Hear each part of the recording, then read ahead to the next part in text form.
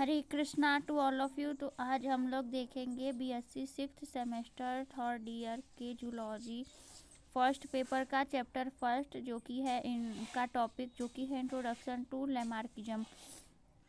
तो ये हम इवोल्यूशन चैप्टर के थ्रू देख रहे हैं, इंट्रोडक्शन टू लेमार्किज्म। तो लेमार्किज्म क्या है उसके बारे में आज हम देखते हैं। तो Lamarckism named after the biologist Jean-Baptiste Lamarck is a theory of evolution that suggests organisms can adapt and pass on acquired traits to their offspring। तो लेमार्किज्म जो है ये एक साइंटिस्ट थे लेमार्क, उनके नाम पर ये लेमार्किज्म थ्योरी दिया गया है, मतलब उनके द्वारा ये थ्योरी दिया गया है। तो उनके नाम के आधार पर इसको लेमार्किज्म कहा जाता है। इस थ्योरी के अंतर्गत हम ये देखते हैं कि जो ऑर्गेनिज्म होते हैं वो जो अपने अपने लाइफ टाइम के मतलब अपने पूरे लाइफ टाइम में जो भी ट्रेड जो भी कैरेक्टर एक्वायर करते हैं वो उनके ऑफ स्प्रिंग, मतलब जब वो रिप्रोडक्शन करते हैं और जब उनके बच्चे पैदा होते हैं तो वो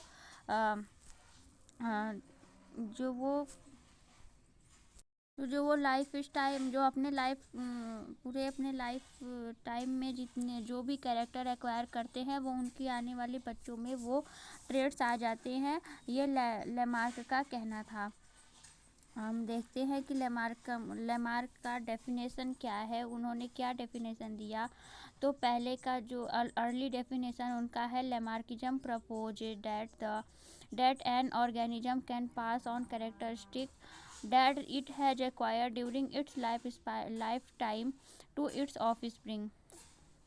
मतलब इन्होंने ये बताया कि जो कोई ऑर्गेनिज्म है वो अपने लाइफ टाइम में कोई भी कैरेक्टर एक्वायर करता है, अपने लाइफ टाइम में पूरे लाइफ टाइम में जो भी कैरेक्टर वो एक्वायर करता है वो उसके ऑफ स्प्रिंग में, मतलब उनके बच्चे में भी आ जाता है।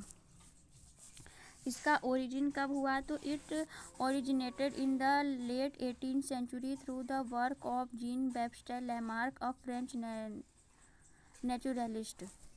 तो इसका जो लेमार्किज्म है इसका जन्म कब हुआ, मतलब कि जब इसका जन्म तब हुआ 18th सेंचुरी में, जब लेमार्क ने अपनी थ्योरी दी जो कि एक फ्रेंच नेचुरलिस्ट थे। तो प्रिंसिपल ऑफ लेमार्किज्म का प्रिंसिपल क्या है, inheritance of acquire characteristic. The theory suggested that changes an organism makes during its life can be passed on to its offspring. मतलब कि जो भी कैरेक्टर लाइफ टाइम में एक्वायर किया जाता है, ये बार बार यही पॉइंट आएगा इसमें, क्योंकि जो लाइफ टाइम में जो भी कैरेक्टर एक्वायर किया जाता है किसी भी ऑर्गेनिज्म के द्वारा, वो आने वाले ऑफ स्प्रिंग में भी पाया जाएगा। यूज एंड डिसयूज, मतलब इन जो लेमार्किज्म है उसका यूज क्या है और डिसयूज क्या है। Organism develop certain traits through the use और disuse of body part which are then inherited by offspring. मतलब कि सॉरी इसका मतलब प्रिंसिपल का यहाँ पे मतलब ये है कि कैरेक्टर एक्वायर कैसे किया जाता है, ये इनका बेसिस। सॉरी फिर से इसको समझते हैं। जैसे यूज एंड डिसयूज, मतलब ये प्रिंसिपल है कि कोई भी कैरेक्टर एक्वायर कब किया जाता है, यूज एंड डिसयूज के बेसिस पर। जैसे कि अगर लाइफ टाइम में अगर मान लीजिए कि अगर कोई किसी बॉडी पार्ट का अगर हम यूज कर रहे हैं, मान लीजिए हैंड का यूज कर रहे हैं, तो हैंड अगला वाला जो ऑफ स्प्रिंग आएगा उसमें भी हैंड रहेगा। लेकिन अगर बॉडी पार्ट्स का अगर हम यूज नहीं कर रहे हैं तो वो डिसलोकेट हो जाएगा, वो आने वाले ऑफ स्प्रिंग में वो पार्ट्स नहीं रहेगा। ये मतलब है इसका यूज एंड डिसयूज का।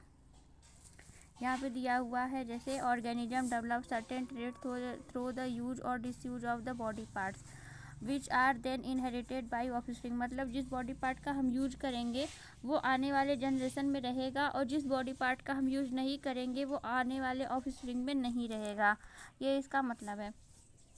Examples of Lamarckism in nature. तो नेचर में लेमार्किज्म का क्या एग्जाम्पल है, ये तो पहला है peppered moth. During the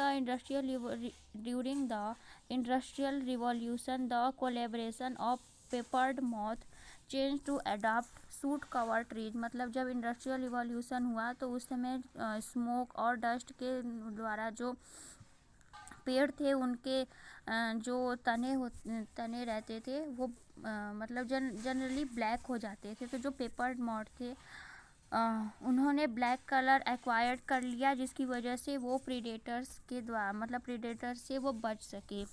second example है जिराफ का। Lamarckism suggest that giraffe long neck were result of the generation of stretching to reach higher foliage. मतलब कि लेमार्क ने ये बताया कि जो जिराफ है उनके लॉन्ग नेक इसलिए हैं क्योंकि बहुत मतलब पिछले वाले बहुत से जनरेशन में उनके जो पूर्वज थे उन्होंने अपने नेक को बहुत ज़्यादा स्ट्रेच किया, क्योंकि उनको मतलब घास मतलब पेड़ से उनको पत्ते खाने थे, जिसकी वजह से उन्होंने अपने जो नेक थे उसको बहुत ज़्यादा स्ट्रेच किया, बहुत लंबा खींचा। ऐसे खींचते खींचते उनके आने वाले जनरेशन आगे आने वाले ऑफस्प्रिंग के भी नेक बहुत ज़्यादा लंबे होते गए। ये उसका रिजल्ट है। Criticism and controversy surrounding Lamarckism. तो जो इन्होंने थ्योरी दी लेमार्क ने, इसके लिए इनको बहुत सी कंट्रोवर्सीज और क्रिटिसिज्म भी इनको झेलना पड़ा। ये पहला है lack of evidence. Modern genetic research had provided evidence that contradict the principle of Lamarckism. मतलब कि लैक ऑफ एविडेंस मतलब कि बहुत ज़्यादा साक्ष्य नहीं मिले लेमार्क को। मॉडर्न जेनेटिक्स में जब रिसर्च हुआ तो उसमें इनके जो इन्होंने थ्योरी दिया था उसको ये कॉन्ट्राडिक्ट कर रही थी। मतलब कि एक साइंटिस्ट थे, उन्होंने रिसर्च करा कि उन्होंने पहले बहुत से जनरेशन में पहले उन्होंने रैट लिया, रैट के पूंछ को पहले उन्होंने काट दिया, उसके बाद बहुत से जनरेशन में उन्होंने रैट के पूंछ को काट दिया। तो ऐसे करते करते बहुत से जनरेशन में उन्होंने रैट का पूंछ काटा, लेकिन फिर भी आने वाले जनरेशन में जो भी उसका ऑफस्प्रिंग पैदा होता था उसमें उसके पूंछ तो होते थे। तो ये कंट्राडिक्ट कर रहा था लेमार्क के प्रिंसिपल को। और ऐसे बहुत सारे थे, जैसे कि ब्लैक स्मिथ जो होता है वो अपने हैंड का बहुत ज़्यादा यूज करता है, तो उसका बॉडी बिल्डअप होता है। तो ऐसा बोला गया कि जब आने वाले ऑफ स्प्रिंग हैं तो उनका बॉडी पहले से बिल्डअप क्यों नहीं रहता है। और ये भी बोला गया कि हमारे दादा परदादा हमेशा क्लीन शेव किया करते थे, तो उसके बाद आने वाले ऑफस्प्रिंग में आने वाले ऑफस्प्रिंग में फिर बियर्ड क्यों आते हैं, नहीं आने चाहिए ना, उसका यूज नहीं होता था, तो अब वो क्यों आते हैं, नहीं आने चाहिए। तो ऐसे बहुत सारे लैक ऑफ एविडेंस है जो कि लेमार्क के प्रिंसिपल को कॉन्ट्राडिक्ट करते हैं, कि नहीं मानते हैं उसको। और दूसरा है नेचुरल सिलेक्शन। जो Charles Darwin theory of natural selection had gained wider acceptance in the explaining evolutionary mechanism. Evolution के मैकेनिज्म को समझाने के लिए जो डार्विन का नेचुरल सिलेक्शन है वो ज़्यादा उसको ज़्यादा माना गया in comparison to Lamarckism. Lamarck के प्रिंसिपल को ज़्यादा नहीं माना गया, और जो डार्विन का थ्योरी नेचुरल सिलेक्शन का थ्योरी है उसको ज़्यादा माना गया। और modern understanding and acceptance of Lamarckism. तो पहला है research contemporary biological research continues to explore the mechanism of evolution from various perspectives. तो जो अभी वर्तमान में जो बायोलॉजिकल रिसर्च जो चल रहे हैं वो अभी भी लेमार्क के प्रिंसिपल पर फोकस करके उस लेमार्क के प्रिंसिपल के पर्सपेक्टिव से अभी भी इसके ऊपर रिसर्च कंटिन्यू चल रहा है। तो अभी कुछ कहा नहीं जा सकता। लर्निंग, ऐसे क्या पता चलता है academia and educational institution acknowledge the historical significance of Lamarckism in the context of evolutionary theory. मतलब कि जो एकेडमिक्स है और जो एजुकेशनल इंस्टीट्यूशन है वो अभी भी लेमार्क के जो प्रिंसिपल है उसको बहुत ज़्यादा उसको बहुत ज़्यादा हाँ एक तरह से कह सकते हैं कि सराहना करते हैं कि एटलीस्ट कोई तो हुआ जो कि डार्विन से भी पहले इन्होंने लेमार्क ने दिया था ये प्रिंसिपल। तो उस समय ऐसा कोई तो था जो इवोल्यूशन के बारे में एटलीस्ट वो उन्होंने बात तो स्टार्ट किया। तो इसलिए इनकी हम साइंटिस्ट इनकी सराहना करते हैं कि ठीक है कोई बात नहीं, लेकिन इन्होंने शुरू तो करा एक चीज़, ये है, इससे हमको ये लर्निंग मिलती है। Impact of Lamarckism on the scientific thought. तो थ्योरी डेवलपमेंट लेमार्किज्म का हमारे साइंटिफिक थॉट पे क्या इम्पैक्ट पड़ा ये देखते हैं। Theory development Lamarckism contribute to the early understanding of evolution and influence subsequent discussion in science. ये हमने पहले भी डिस्कस करा कि लेमार्क ने सबसे पहले ये इवोल्यूशन को लेकर अपना एक पॉइंट ऑफ व्यू दिया और बाद में इनका डिस्कशन साइंस में जोड़ा गया। और दूसरा है सोशिएटल इम्पैक्ट्स।